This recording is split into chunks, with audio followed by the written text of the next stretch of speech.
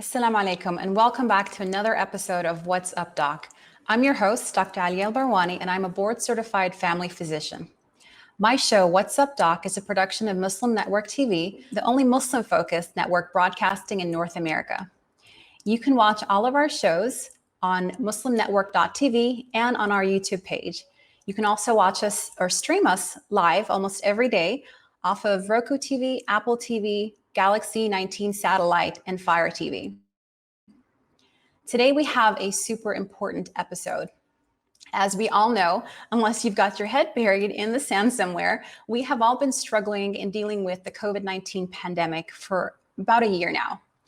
And at long last, as of this past December, we were fortunate enough, really, to have been able to discover and to roll out a COVID-19 vaccine. It's very exciting news for us in the medical community and for a lot of people at large who've been looking for some kind of relief from the pandemic.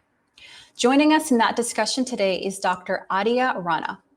Dr. Aadia Rana is an associate professor of medicine in the Division of Infectious Diseases at the University of Alabama, Birmingham, and an associate scientist with the UAB Center for AIDS Research.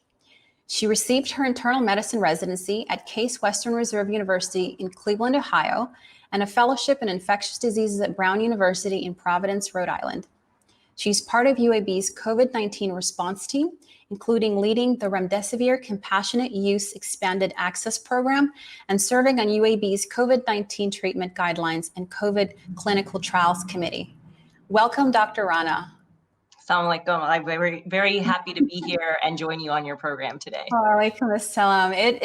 This is a much needed topic. I'm sure as you have experienced that with the advent of the COVID-19 vaccine, we have just had a flood of vaccine hesitancy, a lot of questions about the vaccine, its efficacy, as well as just its safety. And so before we jump into talking about the vaccine itself, let's talk a little bit about the impact of the COVID-19 pandemic itself and what kind of trends we are seeing this late into the pandemic. Certainly.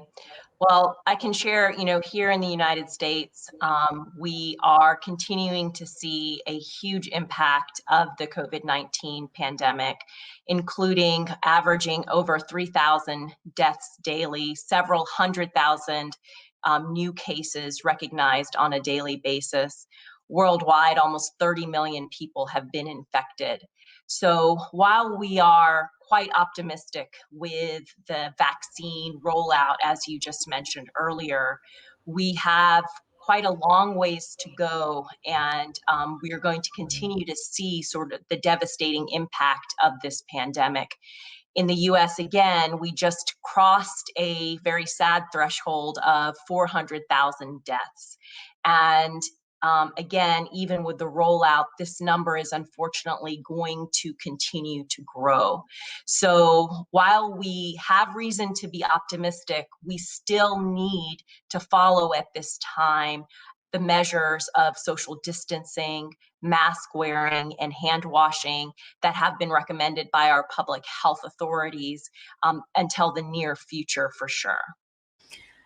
Excellent points. It's, the numbers that you share are they're very sad, absolutely, and they're staggering, to be honest with you.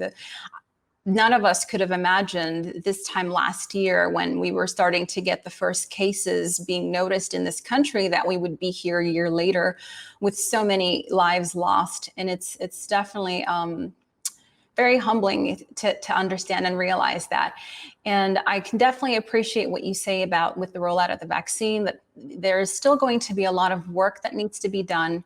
And I appreciate that you stress the importance of continuing the guidelines that are being recommended, keeping distance, staying away from others, keeping your mask on, hand washing, all of that doesn't go away even with the vaccine rollout. So I appreciate that you are kind of underlining that for us. Here personally, I live in Texas, and I think we're only second to California as far as the incidents. The numbers are just unbelievable that we're seeing with people being infected every day.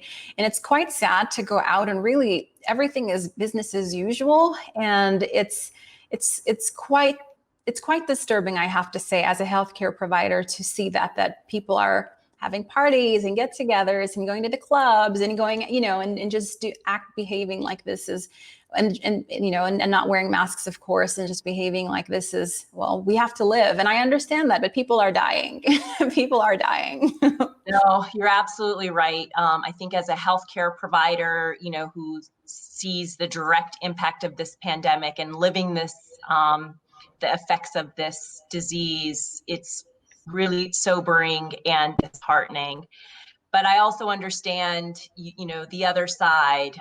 There is real COVID fatigue in the community itself, and people do just want to live their lives. And it's hard to imagine that in this day and age, in 2021, that we have to live like this. Why haven't we solved this problem yet?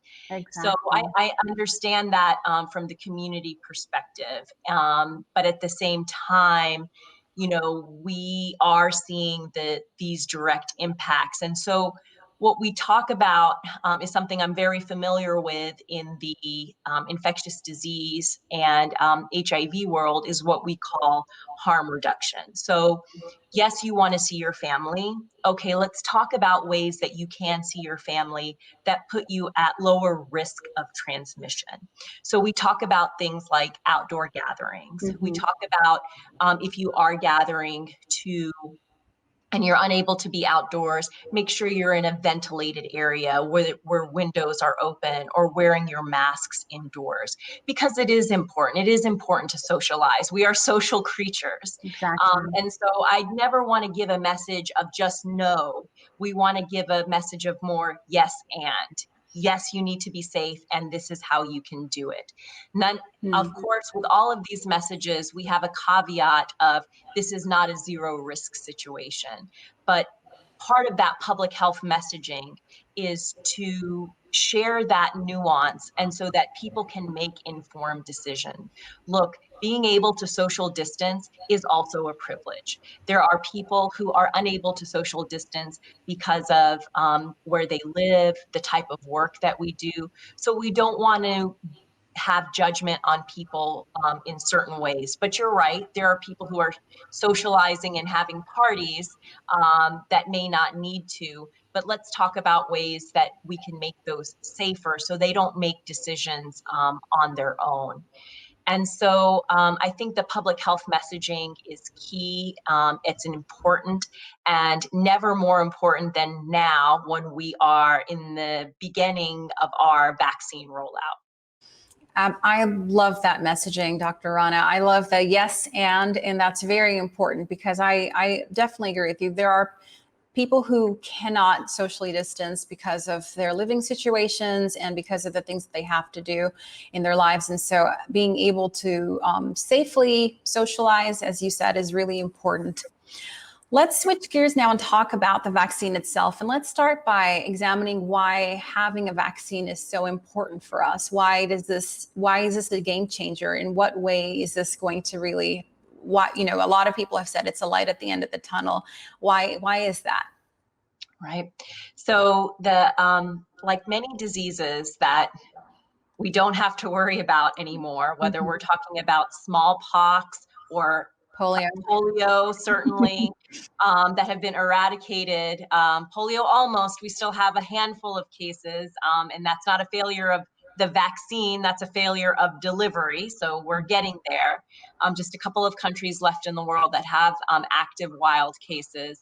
But with that success, I think is what we are looking for with the COVID-19 pandemic as well. So that's what makes the vaccine so important, is that this is the way. Immunizing our community with the vaccine is the safest way to generate antibodies and immunity, community level immunity, so that people do not continue to get infected and continue to have the impact, whether it's being hospitalized, whether it's being put on a ventilator, and then, of course, most unfortunately, dying from the disease. So vaccine for us, particularly in this country and in many countries where the social distancing and the mask wearing haven't been as successful as other places such as New Zealand or Australia. Vaccines are our path forward to being able to return to our lives, at least as close as a semblance to our lives are before. So absolutely paramount that we get this right.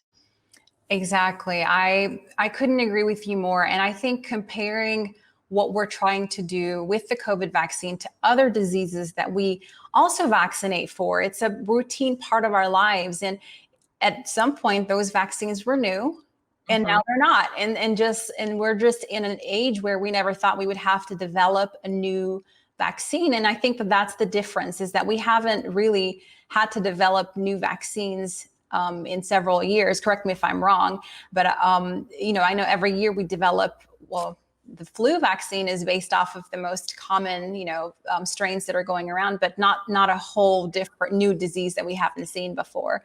And so I think we're just at a point where we haven't been in a long time, and that's scaring some people, is how I feel is what's happening. That's a great point. I would say that for the vast majority of the world, this is true, that we haven't had to live in a space where there's a disease that's affecting a lot of people and we need to develop a vaccine. But there are parts of the world where that has in fact been the case in the last few years. So, two diseases that come to my mind as an infectious disease specialist that were on our minds, and I think a lot of the world, are Ebola and dengue. And so, but those didn't affect most of the world. I mean, there was in very, whether it's in Western Africa or in South America with dengue, but there were rapid developments of vaccines in those diseases. In fact, some of the vaccines that we are testing and using now were actually initially used and piloted in those disease conditions. Wow. And so I understand that for the general lay public, this is sounds like this has never happened before. We've never done this before. But the truth is we actually have in different settings and different populations, and not necessarily in the place where we live. And so I think that often generates that first question of, well, how did this happen so quickly? Exactly. How can you say that, you just identified this virus, as you mentioned, Dr. Al-Barwani, just a year ago, and now we already have the vaccine? You guys tell me this takes so long. And what has happened here is really everything has lined up in the right way to advance the science in a way that has never happened before. And the things that have lined up are, one, a worldwide pandemic. So everybody is affected. It's not just Western Africa. It's not just South America or Latin America. So there's more collaboration. There is tremendous amount of scientific, not only scientific collaboration, but governmental collaboration, political collaboration, in a way that probably would not have happened before. The second thing is, because of that, there is a tremendous amount of investment, financial. And oftentimes when, for those of us who do clinical trials, we know that there are different phases of the studies. There's a phase 1 study, which is when a drug is, let me start before that. There's preclinical, where they're testing a medication or a vaccine in the lab or on animals. And then there's the phase 1, where they do it in healthy volunteers who don't have the disease. And then phase 2 and 3 are when they are starting to test it in people who have the disease or are at risk for disease. And then phase 4 is after it has been approved, like what we call after marketing. Okay. These COVID vaccines went through all of those phases. So we did not go from phase 0 to phase 3 and then it's now approved. No, we actually have gone through every phase of these vaccines. What has allowed that to happen is exactly that cooperation that I mentioned, where scientists, companies, governments are working together. And most importantly, the financial incentive is there, meaning usually what makes people plan going from phase 1 to phase 2 to phase 3 is for companies, for pharmaceutical companies, what is the financial impact? Can we, is this going to make a profit? Is this not going to make a profit? And I have to say, in a lot of these diseases, whether it's Ebola or dengue or some of these other infections that really do need these vaccines, often it's the lack of financial incentive that doesn't allow them to move forward. In this case, Wow. the companies were able to take that concern off of the table. And so we were able to progress really quickly from that standpoint. The second standpoint that allowed this to progress so quickly is you have to enroll a high number of people in these studies. So you have to enroll a high number of people who are at risk of this disease in order to make sure that you are able to see an effect. And in fact, that's what happened with Ebola, is by the time that they were able to roll out testing the vaccine, the disease had died down such that they weren't able to enroll enough people to see if there was a difference in the vaccine versus those who didn't get it. Unfortunately, or fortunately, however you want to see it, that did not happen here. Yeah. We continue to have lots of people eligible. Our entire nation is eligible practically to enter. And so both Moderna and Pfizer, which are the two vaccines that are currently available, were able to very rapidly enroll 40,000, 35,000 patients in each of their studies in order to get the projected outcome, and we were able to get those results so quickly. So we went through the steps, we enrolled the high number of at-risk participants in the studies, and we were able to see what the outcome is. Exactly. Wow, that is amazing. And honestly, it begs the question, why aren't we developing vaccines faster for other diseases? That is a question that everyone is going to want the answer to after this. You hit the nail on the head. And as an infectious disease specialist, I would 100% prefer to vaccinate people than to treat their disease. So if I could become a permanent vaccinator, that's my only job in life. That is my dream. Put me out of business is what I'm saying. Yeah. Oh my goodness. Well, I love that we were able to you highlighted a lot of really good points to allow us really to understand, because that is another question that I've been getting a lot of people asking is, should we trust it because it's come out so quickly? But you very eloquently answered that question. There are multiple reasons, and the reasons allow, like you said, multiple things came together for this to kind of be streamlined. And this is kind of like the benchmark now for vaccine development almost. Nobody can tell us you can't anymore, right? Exactly. We absolutely can. And I think the other thing, I know I'm biased, but this emphasizes the absolute priority in funding for science and public health. Absolutely. And this, as we can see now, investment in science and public health ends up being investment in what we would consider national security. So when people talk about building B-52s or planes, as national security protection, what more, or investment in economy. Mm-hmm. I don't see how this is not exactly that. I couldn't agree more. I could not agree more. So I want to jump into talking about the two vaccines you mentioned, but before we do that, we do need to take a quick break. So we'll do that in just a second. You are watching What's Up Doc on Muslim Network TV, and we'll be back in just a few minutes.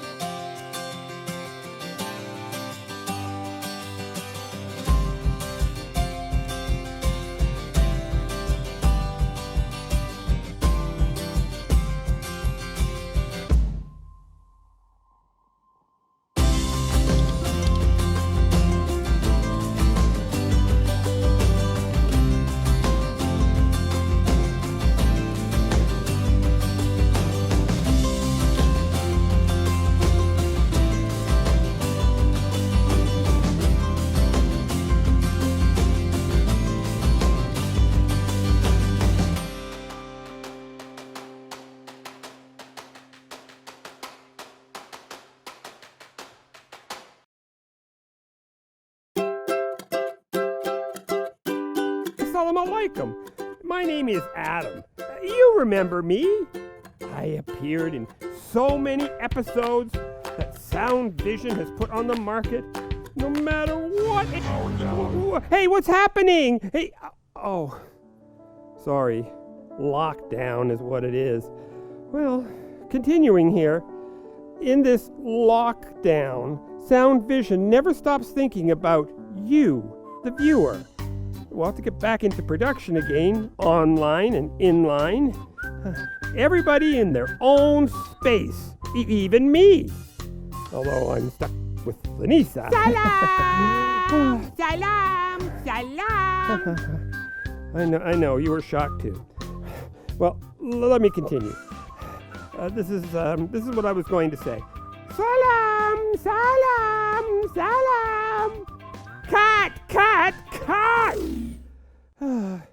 Finally, I get my own screen time again. Thank God.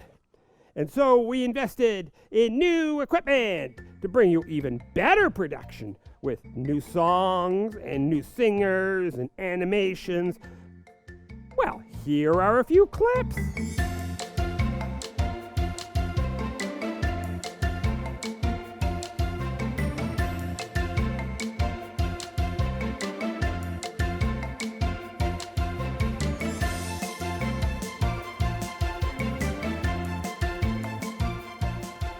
And Sound Vision has brought all this into your home, making Islamic values and teachings easy.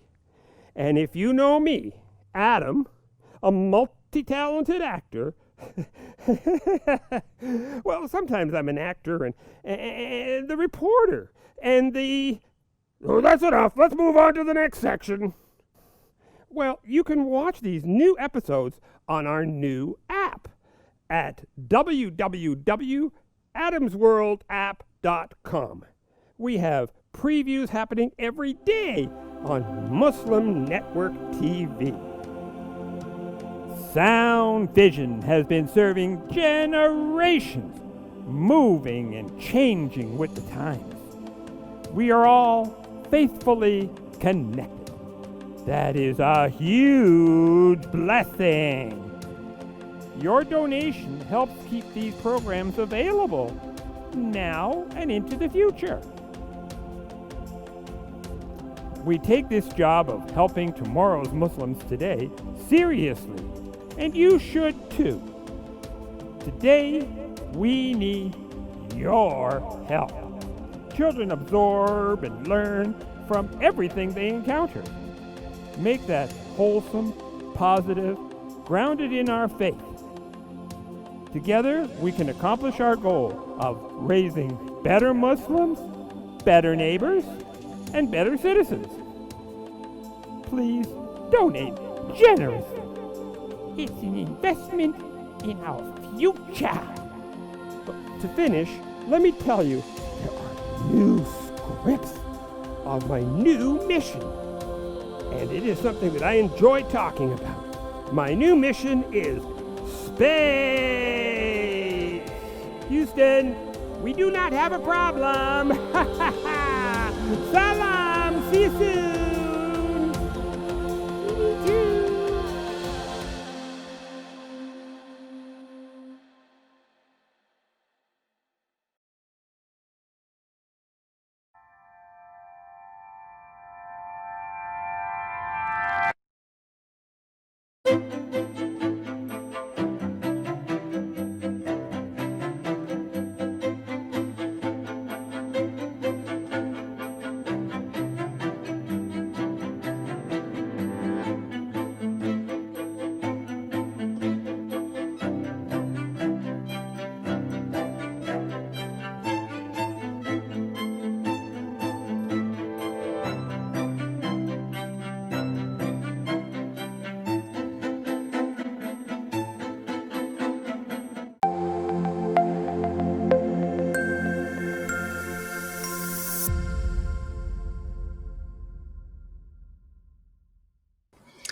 Welcome back to What's Up, Doc. I'm your host, Dr. Aalia Al-Barwani, and today we are talking about the COVID-19 vaccine, much awaited, of course. And we've got Dr. Rana, who's joining us and talking about all things related. And before the break, we were talking about just one of the most common questions that is asked, which is, how was this vaccine developed so quickly? So I think you did a great job of answering that pretty thoroughly for us. Another topic or another question that I get often that I think maybe we can move into next is how, as far as the technology that was used to develop the vaccine. People are hearing the word DNA and they're out because that's too close to DNA,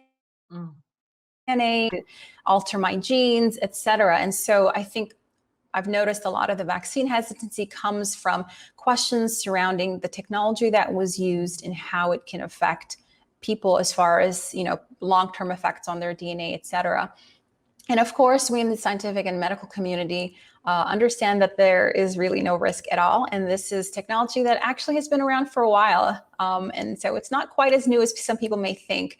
So let's get into that a little bit, Dr. Rana. Absolutely. So yes, great questions. And I'll just sort of start off with a little bit of a preamble that if you're getting your information from a social media post, a lot of people get their information that way. My mother gets her information that way. And the only thing I ask of her is read the post, but then ask somebody who may know, so I am an infectious disease expert. You are a family physician. So we all have access to experts or people who are more knowledgeable. And so let's use our resources, certainly. Exactly. And so, so I have definitely been on the receiving end of the social media posts from members of my community, members of my family, and I certainly appreciate that they forwarded those to me and asked me about these things. And so you're right, it can certainly sound confusing. What, you're injecting me with RNA? That sounds just like DNA. That I'm going to turn into Spider-Man, or the funniest one I've heard is you're gonna know how to speak Chinese. And I'm just like, wait, that's just racist. I feel like that's just racist. And not only that would be kind of cool. Like, I don't have to learn a language. I can just speak Chinese. Yeah, give me two. Like, what else can I learn? So that's the thing, is like, how, as ridiculous as it sounds, the more ridiculous it sounds, the less true it tends to be, right? So I think that, so it is RNA, it is messenger RNA, which means it's just literally genetic instructions. And it's really, I have to say, I apologize, I'll nerd out a little bit because it's so cool. This has been, as you mentioned, Dr. Al-Barwani, technology that's been in development for many years, over 30 years. In fact, in ways to train our body to create antibodies to all sorts of diseases. So what the messenger RNA is essentially genetic instructions that tell a cell within our body, these are called ribosomes, they're protein making machines in our cells, to create essentially additional proteins. Our body recognizes that this mRNA potentially is not ours. That has been the challenge, is getting an mRNA into our body that our body does not that our body recognizes as foreign material and not attack it. That's what our immune system does. Our immune system knows who we are, and then when something gets in us that's not us, it attacks. That's exactly what we want it to do. And that's how vaccines generally have worked in the past. You inject a little piece of the virus that is not active generally, sometimes is live, but just a small portion of it. And then your body's immune system recognizes it and forms a response to it, such that when you ever truly get infected with the actual bacteria, virus, whatever it might be, your body already is primed to respond to it. The mRNA vaccine is a little bit different. So it is a genetic code that gets injected into our arm, and it instructs our ribosome, which is, again, the protein making component of our cell, to create a part of the coronavirus, and that is called the spike protein. So literally, it's giving genetic instructions to only form this very small portion of the virus. It doesn't infect us with coronavirus. It doesn't do any of that. It's just creating one small part of it. And this part is not even a part of what of really what makes the virus what it is. It's on the it's on the outside. It's not really a part of the genetic makeup of the virus, correct? It's not enough to do anything that will make you ill in terms of infection, you know? So it's the spike protein. The spike protein is how the virus actually adheres, but it's not the rest of it, you know? It's just one very small part that has nothing to do with the rest of the virus at all. And but the cool thing is that when our body sees that spike protein, it attacks. And so the mRNA, as I mentioned, tells the ribosomes make the spike protein. The spike protein is there. Immediately, cells around our arm say, hey, that's not us, and start calling the rest of your immune system to start attacking. And when it does that, it trains them that anytime you see anything that looks like this spike protein again, to attack it. Meanwhile, do you remember that messenger RNA that got injected? Yep. It disintegrates within a few hours. Wow. It's gone. Nothing has happened to your DNA. You cannot speak another language. You do not have 5G. That virus is now disintegrated. But you know what's left? What's left is your immune system's knowledge and capability that the next time it sees that combination of spike protein, it will attack. And that is so interesting to us, is that, you know, how many more diseases, infections, cancers, whatever it might be, could we now use this technology in a way that we haven't been able to with the other types of viruses, where we're trying to get just like small aspects of the disease, you know, or, of the virion or of the bacteria in. So yes, it will not affect your DNA. And in fact, as I mentioned, the vaccine itself, the components of the messenger RNA are gone within hours of injection. Awesome. Almost like a Snapchat message. There you go. I have heard that. I've even heard it's like a photocopy of a page in a book or encyclopedia, and you know, or you know, those spy messages, like this message will self-destruct. Yeah. Like a Mission Impossible message. Exactly. So it's gone. It cannot. Yeah, it cannot incorporate into your DNA. It cannot do anything to harm you, and then your body kind of has the code to fight this if it sees it again. And so that's the beauty. I want to briefly talk about why we need 2 doses. You know, if, you know, we don't have to, we have, you know, there are other vaccines that require multiple doses. And why, can you explain to us a little bit why we need to have multiple doses with this? Yeah, it's a great question. So what we have found is that the first vaccine, what it does is it's, you know, when you're painting your wall, you have to prime it first, right? Yeah. So you have to get, you know, everything out, and then you put the first layer on to sort of, you know, get your room set. And that's kind of exactly what's happening with this. We're priming our immune system. We're training our immune system to do the right thing and to start to learn how to generate the antibody response. Okay. What the second dose does is it really solidifies that teaching. It's that final layer of paint that makes sure that that the immune system has in fact learned what it was supposed to learn. And number 2, that it will stay for a long time, you know? So that one coat of paint, it will look good, but gosh, it might start fading after a little bit.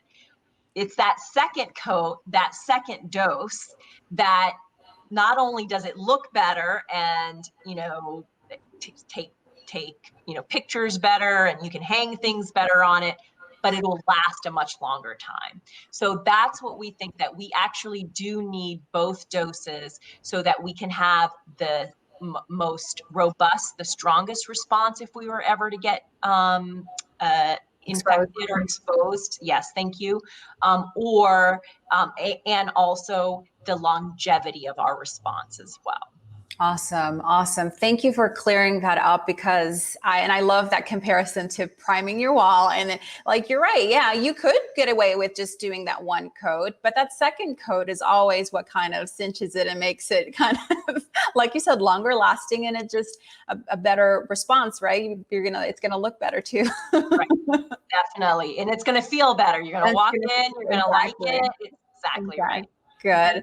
I can't believe it's time for another break, Dr. Rana. I could talk about this all day, but we won't. We will. We'll take a quick break here. You're watching What's Up, Doc on Muslim Network TV, and we'll be back after a short break.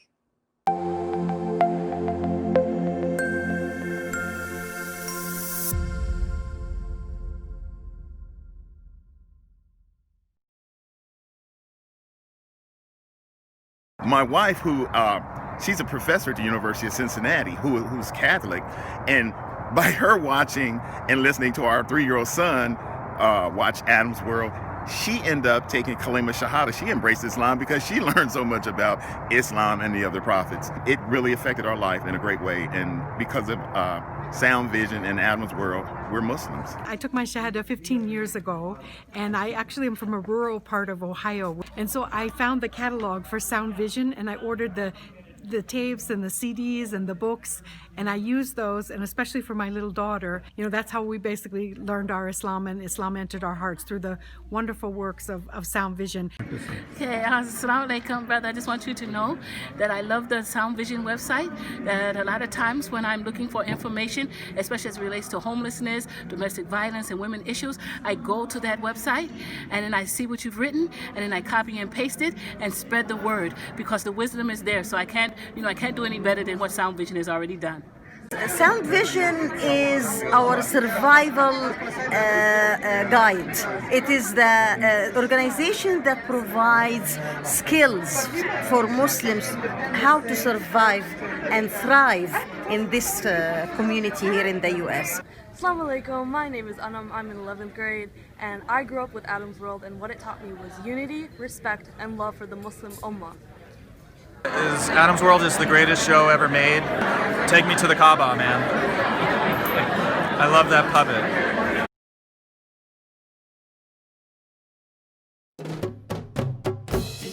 Assalamu alaikum. Open up your eyes. Assalamu alaikum everyone, it's your brother Zain Bika from South Africa.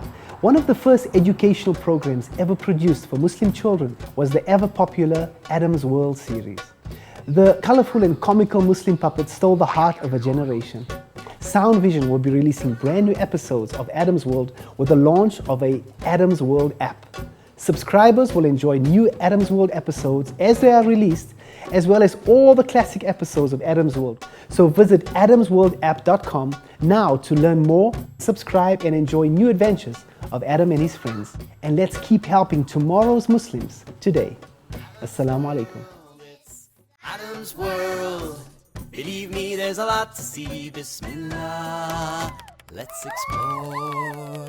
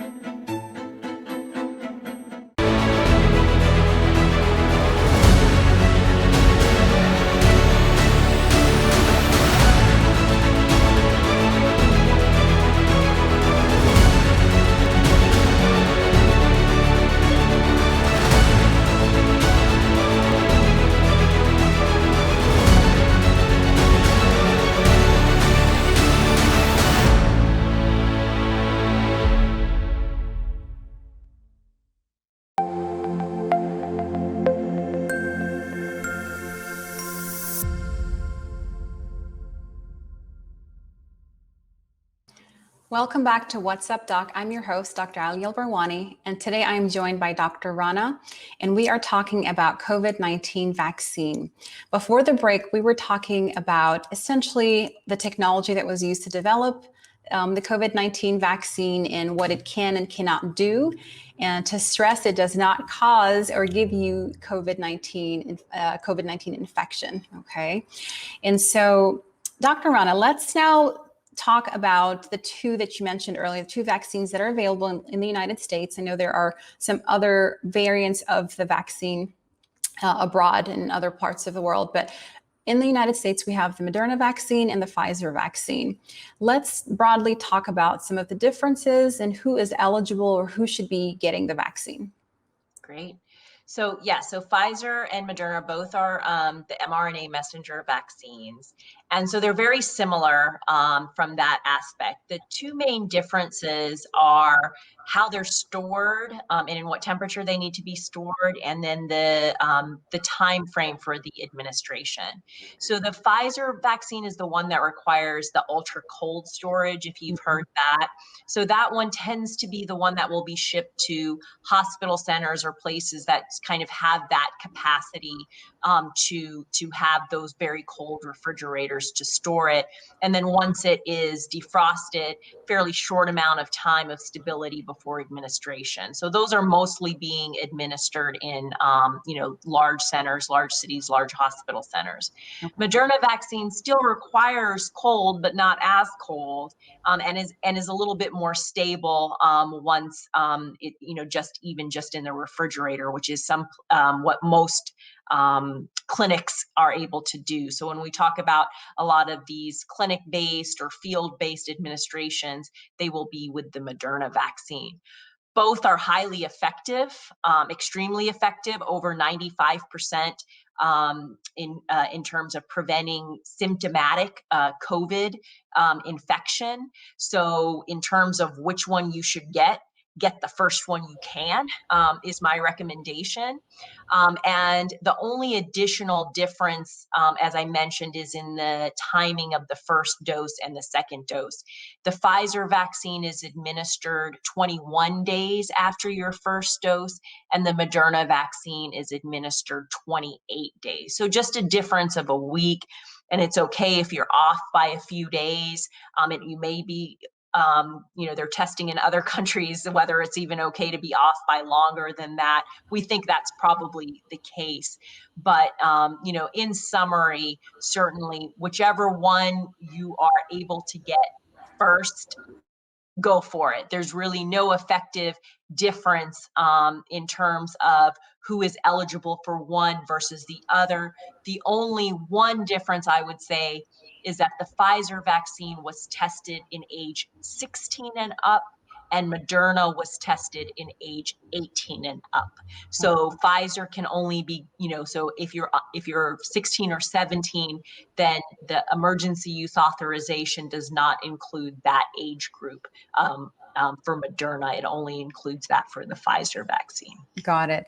And something that I want to clarify and with you is because of that indication, right, that age group 16 and above or 18 and above, I want to make it clear that it doesn't mean that it's unsafe for children. It's just that it was not tested in children. And so I think that's a very important distinction to make, because to say something is unsafe as opposed to we just don't know. I think those are two very different things. And the same for pregnant women, right? They were not included in these trials. And so when there's an asterisk next to that, it again doesn't mean that we're saying that, hey, everybody else can get it and these people it's going to be, detrimental. We just don't know. Is that correct? Yeah, that's exactly right. And it ends up being sort of a risk benefit consideration. And especially because this is a little bit of a nuance again in the United States, because this is not full approval, what we consider Food and Drug Administration approval. This is what's called emergency use authorization.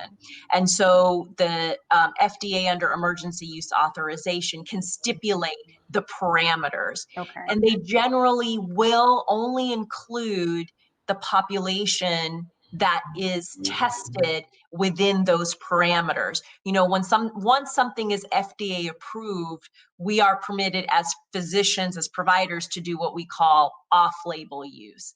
And that is sometimes actually can be more restrictive when it's not a full approval, it's an emergency use authorization. And so the other thing I'll just point out quickly in terms of admin, because people have asked me this question, like, well, why wasn't it tested in kids? Why wasn't?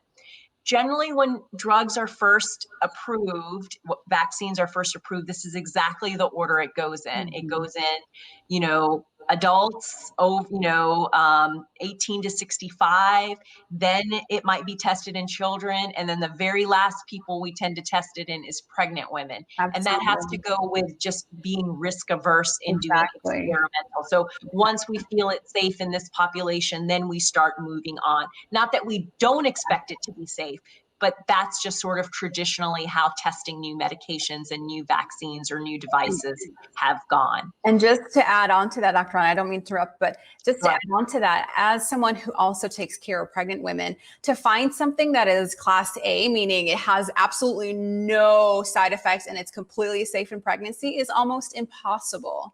I mean, even things like allergy medication and Tylenol. You know, they're class B, you know, and so it's very difficult to, like you said, because of the cost benefit or risk benefit, excuse me, when it comes to pregnant women, we just exclude them from a lot of testing because of that very reason. So it again, it's not unique to this vaccine. I agree.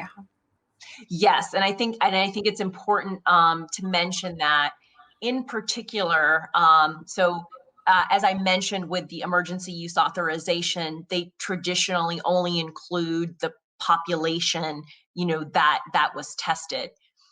And in this case, the emergency use authorization actually does include pregnant and breastfeeding women, even though pregnant and breastfeeding women were excluded from the clinical trials for the reasons that we discussed previously.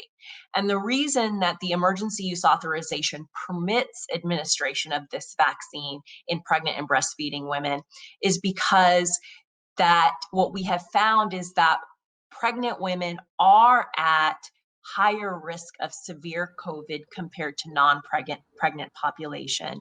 And based on the data that we have now, our Centers for Disease Control and Prevention thinks they may also be at risk of things like preterm delivery, meaning delivery prior to 37 weeks.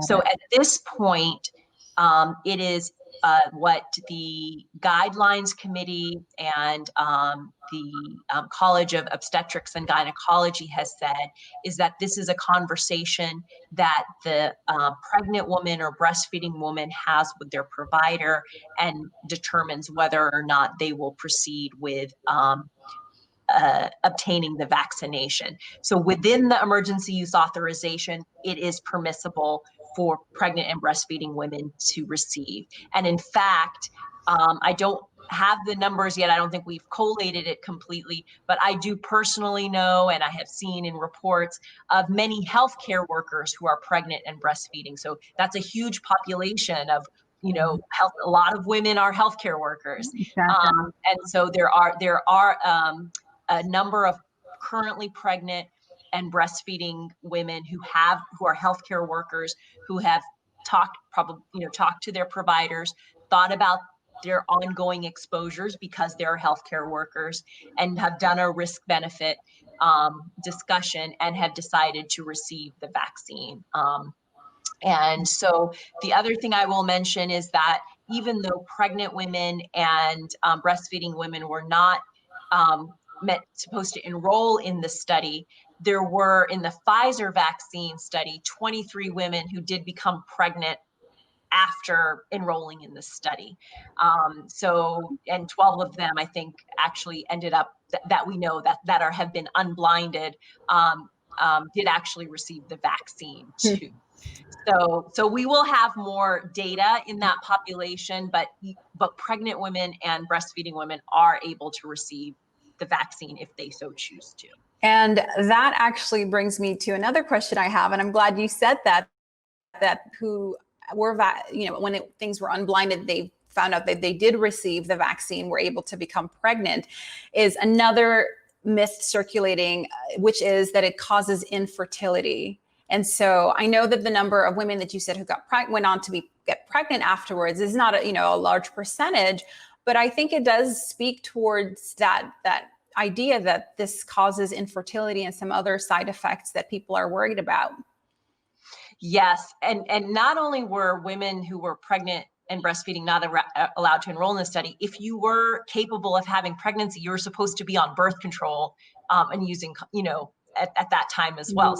So I think even more so moot to the point of, causing infertility. So certainly that is the case.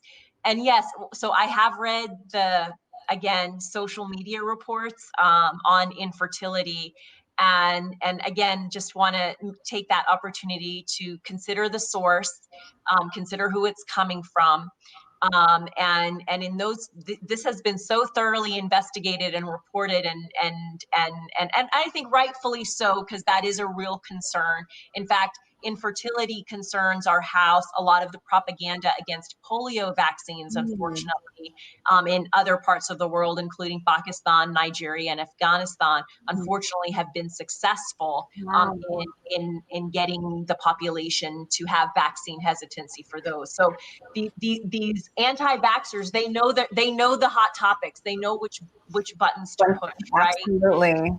And so they know just enough to sound legit. So just like the concern about, RNA is close to DNA, I think the language that was used is that the spike protein contains a certain protein that is also important for creation of the placenta. And so, the words sound just similar enough that it can cause confusion. It can cause confusion in people who are not aware. But this is so thoroughly debunked without going into the actual details of the amino acids and how this is absolutely impossible to happen. That no, there is no even pathophysiological, which means sort of like scientific reason why it would cause infertility, number one. And number two, like 23 women got pregnant when they were after they had received a shot, and we're on birth control. So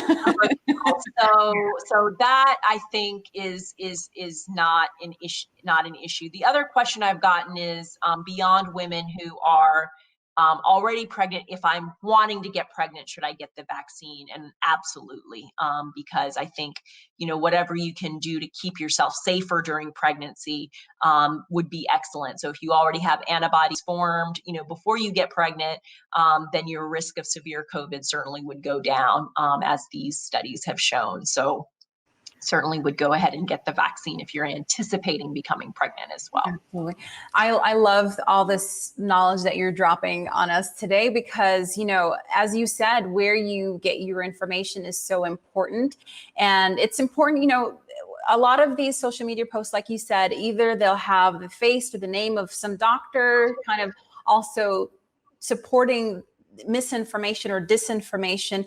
And to be honest, I've had a colleague, another physician, ask, or believe or buy into it. And we all, we have a group of a couple of other colleagues, and we all kind of jumped and we're like, no. And so it's important when you read something, just like you said, even physicians have that issue where something sounds so legitimate. And if you are in your bubble kind of reading it and believing it without kind of consulting with others, it happens to doctors, it's going to happen to lay people. So absolutely bring it up and talk to other people who are in the medical field or in the scientific field before you kind of run with something.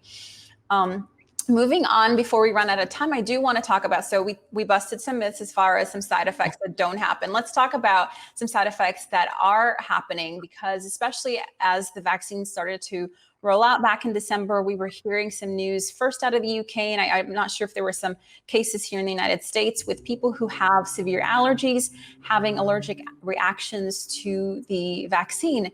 So let's talk about that and how serious that can be, or what's the truth behind that? Sure. So yes, there were, the UK had the first rollout of the Pfizer vaccine, and there were about 6 cases of what's called anaphylaxis, which is essentially just a very severe allergic reaction. So you can swell up, your throat can swell up, you can have difficulty breathing.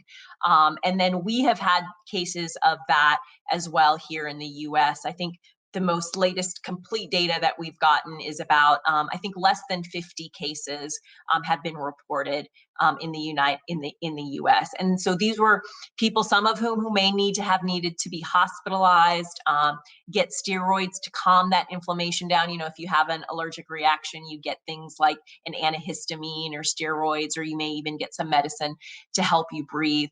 But we have to understand the context of that. So when I'm saying we've had about less than 50 cases that have been reported, that's after almost 10 million doses of vaccine have been administered.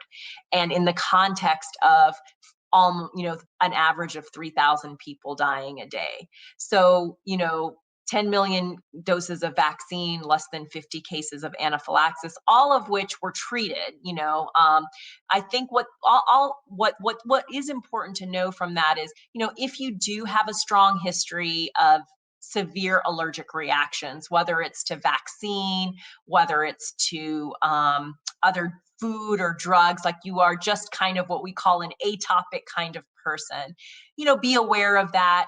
Let the person who's administering your vaccine know that. Be in a place where if you do need to get secondary care, get your vaccine from a place where if you do need secondary care, you are able to get it. So if you need to be evaluated by a physician, that's probably a good idea. And there is guidance from the CDC about training vaccine administrators to be aware of anaphylactic reactions. These tend to happen usually within an hour, often less than an hour of administration.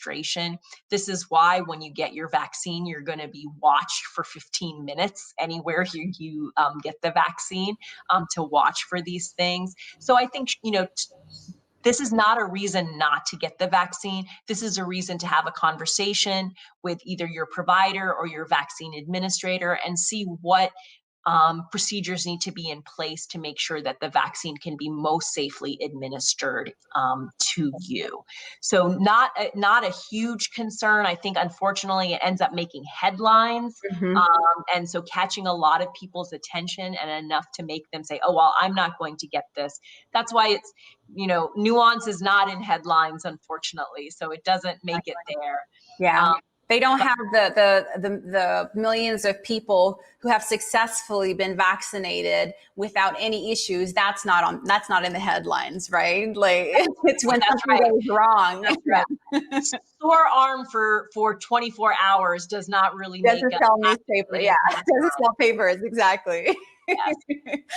And so, unfortunately, I cannot believe this. This has been such an intriguing topic and such a popular topic that we have just gone through the episode. But before we wrap up, I want to talk about our experiences, because I have had just the one shot of the Moderna and you have had both of the Pfizer.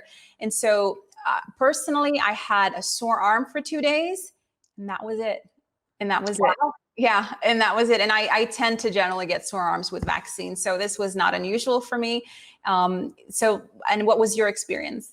So with my first shot, I also just had the sore arm. I don't even think it lasted probably about 30 hours or so, and maybe a slight headache went away completely on its own. With the second shot, I had a little bit more of a robust response. Is my second layer of paint, right? So my immune system is now primed. So I had the sore arm.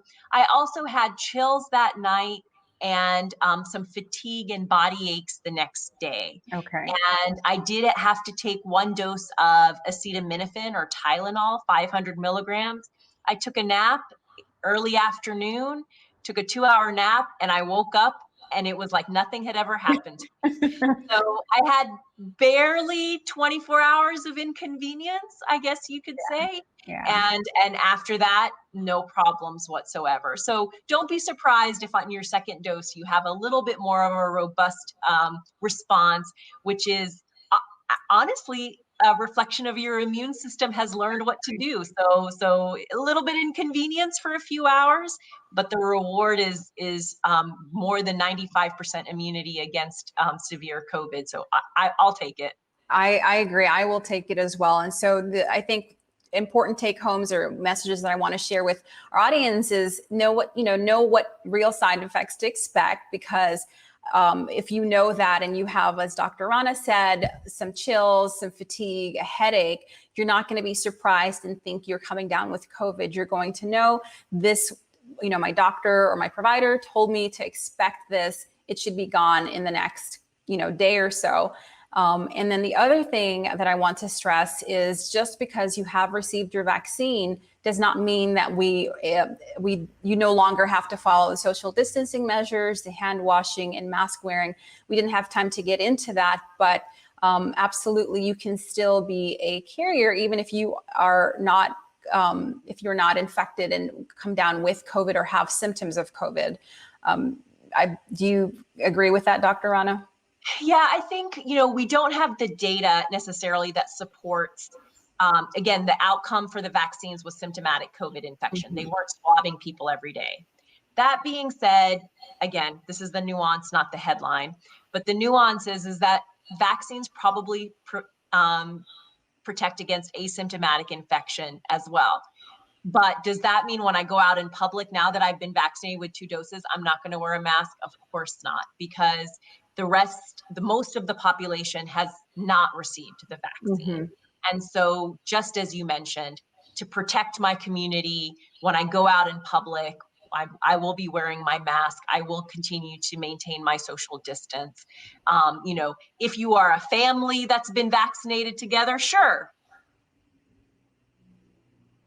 You can do whatever you want together. Your bubble, you're in your own group, that's okay. But, when we're going out in public, we're still going to, until we reach that threshold, which we think is about anywhere between 80 to 90% of people who have antibodies, we're going to continue to do these social distancing and public health measures. I do hope, inshallah, we will be able to start easing some of these measures as more people get vaccinated. That is the hope that I am holding on to. And the sooner that we can do that, the happier I know everybody will be. Absolutely. And especially healthcare providers. Oh, yeah. Sure. Oh, God. We can finally breathe a sigh of relief. And so with that, continue to wash your hands, continue wearing masks, and continue to social distance. We are not advocating for you to stop that even with the vaccine.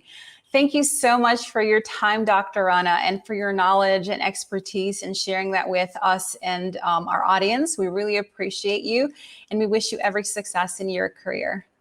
Thank you so much. Thank you so much for having me.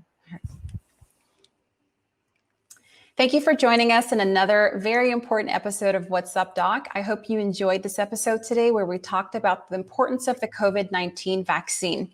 You can watch this and all of our other episodes on our YouTube page at youtube.com/Muslim Network TV. I'm your host, Dr. Aalia Al-Barwani, and I will see you next time on another episode of What's Up, Doc.